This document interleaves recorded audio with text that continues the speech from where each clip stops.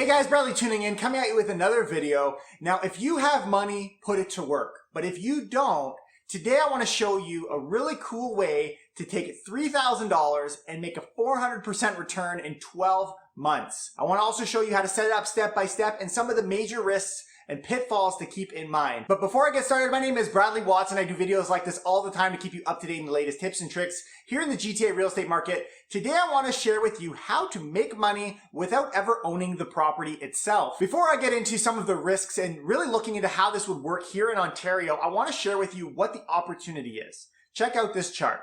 This here is a basement apartment. Now what we're doing is you can see the income is generated $100 per day, assuming we have it rented for 25 days of the month. That would be $2,500. Of course, to balance out the income, we also have to look at expenses. Given that it's being managed by a Airbnb property management company, they generally will charge you 20%, so call that $500. And we still need to pay the landlord for the space that we are going to be renting from him, and this is where the rubber hits the road. And in this case, for a basement apartment, let's say you're paying $1,000. Overall, your net profit is going to be $1,000 times 12 months. That puts us at $12,000 per year. So this is the name of the game. Finding a rental suite, finding a landlord that will accept you, and flipping it around and turning it into an Airbnb and properly managing it as a business to generate a quite notable profit, especially given that you're not actually purchasing a property, you're doing this off of lower costs. And I want to share with you what some of those costs are. We were assuming $3,000 for this example. Now what is that? Well, that would be your first and your last month rent, but also you need to furnish it given that it's Airbnb. We've put out, I think, a generous budget of $1,000 to furnish that suite. And so overall, you're looking at an all-in budget of $3,000. So instead of putting money into the deal, now we're putting our time and effort into managing a business, which in this case is Airbnb, to generate quite great profit, which is a great margin, 400% in 1 year. Now, although I'm bringing this to you as content, this isn't my idea. I've seen this all around me, at least in the real estate circles. I've seen big names as Grant Cardone and Ty Lopez talking about this particular topic. Now, if this is new to you, make sure you hit that subscribe button. We're going to keep putting out excellent content and sharing these really innovative ideas. But I also want to get your thoughts down in the comments below on what you think about this. Do you think this is something that you would pursue or look into, whether you have money or not, or do you think that there's just too many risks? And that's exactly what I want to talk about right now. Now, when it comes to running any Airbnb, you're going to have a certain number of risks. For example, you could have a bad apple move in and staying there for a period of time that maybe does damage or harasses other tenants. Beyond that as well, you have to really know the laws of the land and the municipalities, and in some cases the condos, depending on the type of suite, because there are many that have restrictions on the running of Airbnb. Whether it's yours or not doesn't matter. Now, I did a video on this, and it's called "Are Airbnbs Illegal?" You can check that out. I'll tag that here as well. But the short end is you need to know whether you're allowed to do it or not. Another thing to keep in mind is the landlord is required to have homeowner's insurance. But if the homeowner insurance finds out that there was a damage or issue caused by an Airbnb in the unit, that they're not going to actually make a payment on the claim. So the insurance would be null and void. And so we need to really have a transparent conversation with the landlord for this reason and others, which we'll get to in just a second. As we move into the second step, we need to think about the landlord. Is the landlord going to be okay with you running this business inside their rental unit? Now, keep in mind, there's no direct profitability for them to be okay with this. In fact, you've just gone from a low to moderate risk of renting and turned it into a high risk investment for them, but yet they've made no more money because you're going to be keeping that upside.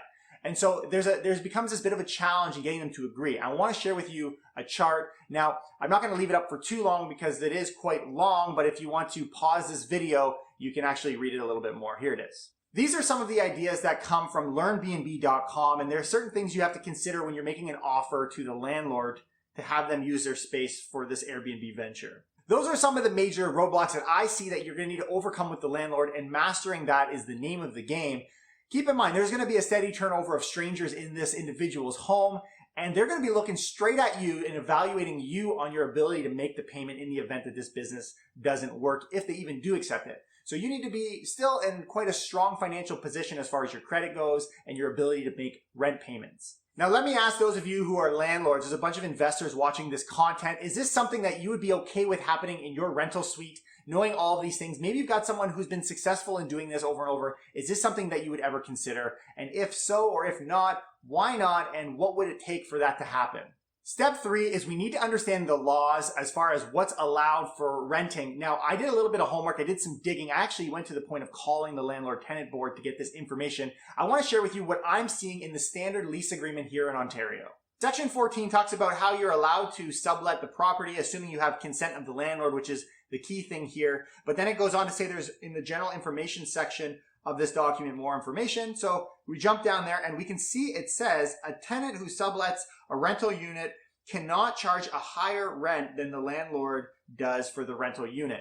Now, when I first read this, I had a problem with that, because if we're looking to take this unit and in a sense sublet it or pass it on to another tenant, yes, we maintain the liability. However, we're going to be passing it over and generating additional income, which it says here you cannot do. So this is why I contacted the landlord-tenant board, get more information, and I have the green light. This section is speaking specifically to subletting, and it is not speaking on the short-term rental market or Airbnb. You are allowed to do this pending you have the approval of the landlord, because they can file an N5 notice to terminate if you don't let them know and then they find out. So make sure you have everything clear. Again, you heard the issues for insurance and all of these things. We want to make sure they know. You don't want this to blow up in your face. But if you do, you're more than welcome. It is legal to conduct this in Ontario. So we have everything ready to go. We have landlord approval. We know that everything's allowed. And on top of that, we have in writing that the landlord is okay with us conducting an Airbnb business in their unit. Now let's take this all the way back and recognize now we're at a point where we need to start our Airbnb business. Which brings us to step number 4. So now everything is accepted, the landlord's cool, we have it in writing and we know it's allowed here in Ontario. So what do we do? Well, now we are starting an Airbnb business. So although you didn't invest a ton of capital into setting this business up, you still need to treat it as one. You need to tread carefully, because you very realistically could fall flat on your face. Now, as a resource, I want to share with you a book that is being circulated all over the place called B&B Formula by a guy named Brian Page. He's the one going all over talking about this. You may have even seen his face. So if you want to check that book out, the main thing here is you need to research the topic if this is in fact something that you want to pursue before walking in completely blind. There is a step-by-step which we just went through, but it's going to take more work. You can't narrow this down in a short video like this one. But I think this is a great opportunity if you don't have money, but you still want to invest in some capacity in the real estate market in order to generate wealth, which can eventually be turned into property ownership down the road. Which leaves me with a question for you. Is this something that you would consider doing? Is this a business that you think would be viable for you? Leave that down in the comments below as well. Any concerns you might have about setting up something like this. Let this be a platform for us to share as a community some insights. Maybe there are individuals out there that have actually done this and experienced success or failure. I'd love to hear those stories as well. I'll see you guys next time. Make sure you hit that subscribe button. Take care and keep it real.